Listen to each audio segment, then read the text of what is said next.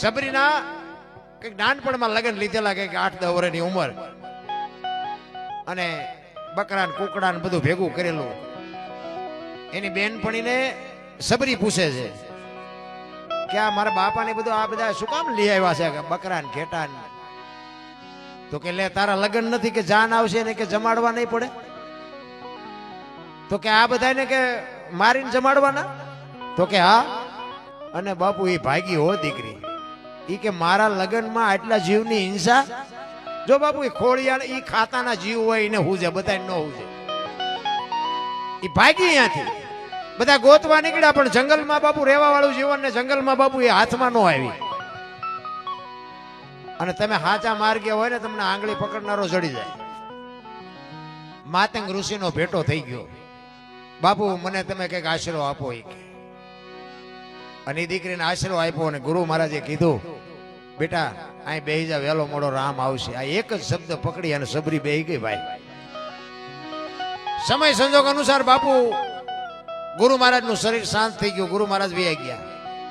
પણ આ એક જ શબ્દ પકડી અને સબરી બેઠી છે. ઓ ભાઈ આંગણું વાળી સોળી અને રાહ જોવે, હમણાં આવશે, હમણાં આવશે, હમણાં આવશે. હાંજ પડે એ કે આજનો આવ્યો કઈ નહીં કાલે આવશે. બીજે દી એનો ઈ પ્રોગ્રામ. હાંજ પડે કે આજનો આવ્યો કઈ નહીં કાલે આવશે. 70-80 વર્ષ બાપુ માથે ગળથુલિયા ખાઈને વી ગયા, ચાંદીના પતરા જેવા વાળ થઈ ગયા, કાને પૂરું સંભળાતું નથી, આંખે પૂરું દેખાતું નથી, અને ચોધાર આંસુએ રડતી રડતી બાપુ સબરી કહે છે મારા ગુરુએ કીધું છે કે રામ આવશે, અને આટલા વર્ષ વી ગયા, કેમ હજી નો આવ્યો? હજી કેમ નો આવ્યો? હવે મને દેખાતું નથી, મને સંભળાતું નથી. રામ નહીં આવે, એ નહીં આવે ને એમ કે ને તો અંદરથી અવાજ આવે મારો ગુરુ બોલ્યો એ કોઈ દી ખોટું પડે નહીં. પણ હું પૂછવાનું ભૂલી ગઈ કે રામ કયા રસ્તેથી આવશે, રામ શું વાહન લઈને આવશે, રામે કેવા કપડા પહેરે છે, આ તો મેં કઈ પૂછ્યું જ નથી. પણ રામ નહીં આવે એમ જ્યાં વિચાર આવે તો અંદરથી બીજો વિચાર આવે કે મારો ગુરુ બોલ્યો એ કોઈ દી ખોટું ન પડે, રામ આવે. જો આનું નામ વિશ્વાસ ને આનું નામ ભજન. અરે સબરી કહે છે કે મારા રામ કેદી આવશે? એમાં રામચંદ્ર પરમાત્મા અને લક્ષ્મણ જયારે સીતાજીની શોધ કરવા માટે નીકળ્યા અને રખડતા રખડતા ન્યા આવ્યા ને, પ્રકૃતિ રામનું ભજન કરતી હતી. લક્ષ્મણ રામજીને પૂછે છે મોટા ભાઈ આ કયો મલક આવ્યો? અહીં તો પ્રકૃતિ તમારું ભજન કરે છે. ઝાડવાના પાંદડામાંથી રામ રામ રામ અવાજ આવતા હતા. અને મહાપુરુષોનું મંતવ્ય છે એક જગ્યાએ 2.5-3 કરોડ નામના જાપ થાય ને એટલે ધરતીમાંથી અવાજ આવે, ના દિવાલમાંથી અવાજ આવે. બાપુ 3.5 કરોડ નામના જાપ થાય. 70-80 વર્ષ સુધી જેને નામ લીધું છે એને કેટલા નામ કર્યા છે? રામચંદ્ર પરમાત્મા લક્ષ્મણને કહે છે કે હામી ઝૂંપડી રહી ને એમાં એક સબરીની બાઈ મારા નામના જાપ કરે છે, જા જોતો હોય શું કરે છે. અને લક્ષ્મણભાઈ અહીંયા જાય અને જોવે શેષનાગનો અવતાર પણ ભીલડીની સબરીબાઈની ભક્તિ જોઈ અને શેષનાગનો અવતાર પણ ધ્રુજી ગયો. ભાઈ લક્ષ્મણ આ હા એ કે મારા ભાઈના નામ ઉપર એને જિંદગી આખી ઓળ ગોળ કરી નાખી. નેજવા કરતી કરતી આમ જોતી હતી, આહુડા પડતા હતા અને હળવી હળવી ગાતી હતી. શું ગાતી હતી? ઠાકર મને તું મેલ માઠેલી, તું છો એ કાલનો બેલી, અમે તારા અંગ કેવાઈ, બીજા કે આશરે જાય. અમે તો તારું અંગ છે, અમે આખી જિંદગી તારી વાંહે ઓળ ઘોળ કરી નાખી, હવે અમારે ક્યાં જવું? માણાના શરીરમાં એકાદો હાથ નો હોય કે એકાદો પગ નો હોય કે એકાદી આંખ નો હોય તો માણા કેવો લાગે? ઈ કે અમે તારું અંગ છે, જો તું અમને નહીં મળી ને તો ભૂંડો તું લાગી. સબરી વઢે છે, અખિલ બ્રહ્માંડના માલિકને ઠપકો આપે છે. કાલા ઘેલાય અમે તારા કેવાઈ ન જપીએ તારા જા,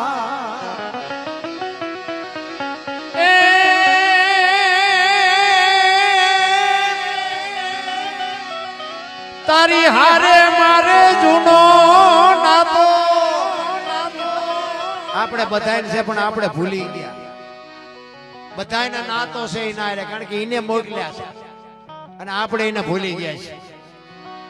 સબરી આખી જિંદગી કીધી કે મારો તારી હારે શેડો છે, તું આવી તોય ભલે, નો આવી તોય ભલે, તારે ને મારે જૂનો નાતો છે. આ આપણને યાદ કરાવવા આટું થઈને મહાપુરુષોએ કરી, પણ આપણે એવા બુદ્ધિના ગાળિયા થયા છીએ કીધાની વાત જ નથી. ભલામણ તારી હારે મારે જૂનો નાતો, હવે બીજે ક્યાં જાઉં બાપ ઠાકર મને, ઠાકર મને મેલ માઠેલી, તું છો એ કાલનું વેલી, મધ દરિયામાં એ મારું વાણ પડ્યું છે ને થાય છે હાલકડો. આ સંસારના સાગરમાં બાપુ આપણા બધાના હોડા હાલ્યા જાય છે. ઈ તો મારો નાથ જેના પોગાડે ને એના જ પોગવાના, બાકી કોરોનામાં કેટલાયના ગલોટિયા ખાઈ ગયા, કોઈએ નો બચાવ્યા. પૈસાના ડટ્ટા હતા, ડોક્ટર હતા, ઓક્સિજન હતા, વાહન હતા, પણ બચાવી ન હોય ગયા. ઈ તો કોક મારો નાથ મારો ધણી જો બાપુ આંગળી પકડે તો કાંઠે ફુગાય એવું છે, બાકી જય ભગવાન કાંઈ નહીં થાય. મધ દરિયામાં એ મારું વાણ પડ્યું છે ને થાય છે હાલકડો. એ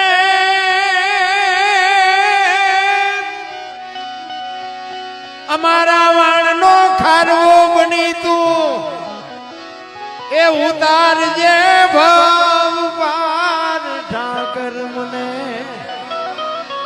ઠાકર મને મેલ માઠેલી, તું છો એ કાલનું વેલી. છેલ્લી ઘડીમાં સબરી કહે છે, પેલા આપણે છે ને વેપારીઓ વરસ સુધી આપણું ધિરાણ કરતા હતા, દિવાળી સુધી આપણને આપે, વરસ મોરું ધોરું હોય એ પૂરું કરે, અને દિવાળી આવે ને એટલે આપણે એનું જે થતું હોય વહીવટ કરી દેવો પડે.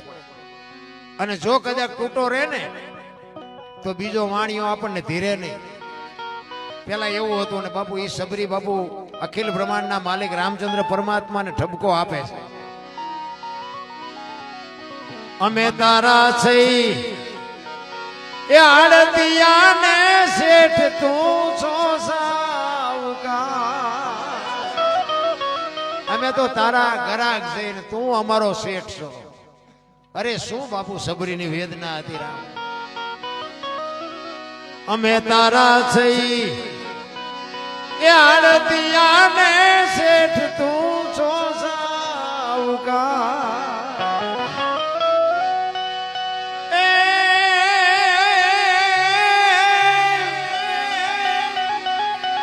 તારું લેણું છે ત્યાં લગી બીજો ધીર છે નહીં તલવાર, ઠાકર મને,